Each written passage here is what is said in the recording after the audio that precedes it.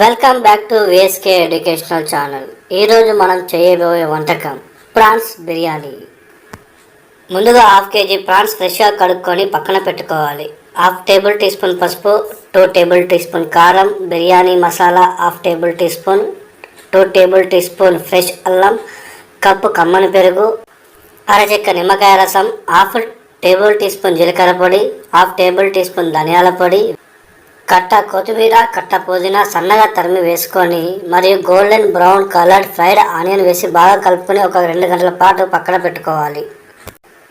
ఇప్పుడు బిర్యానీ రైస్ కోసం ఒక లోతైన గిన్నెలో 3 table tea spoon oil, 3 table tea spoon నెయ్యి వేసి వేడయ్యాక 3 బగారా ఆకులు, 1/2 ఇంచు దాల్చిన చెక్క, 4 నుంచి 8 మిరియాలు, 4 లవంగాలు, 5 యాలకులు, 1/2 టేబుల్ టీ స్పూన్ సాజీరా, ఒక మరాఠా మొగ్గ, ఒక అనాస పువ్వు వేసి కొంచెం చిటపట వనిపించాక 1 టేబుల్ టీ స్పూన్ అల్లం, 5 పచ్చిమిర్చి చీలికలు వేసి వేయించాలి.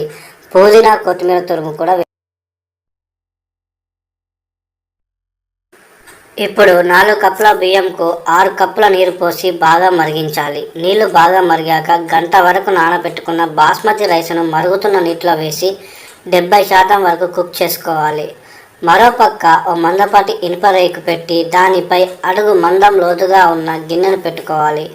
అందులో మ్యారినేట్ చేసిన ప్రాన్స్ మిశ్రమాన్ని ఈవెన్గా సర్దుకోవాలి.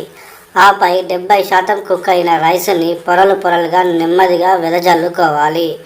ఆపై 2 టేబుల్ టీ స్పూన్ల నెయ్యి వేసి మూత పెట్టుకొని 10 నిమిషాలు హై ఫ్లేమ్, 15 నిమిషాలు లో ఫ్లేమ్ మీద ఉంచాలి.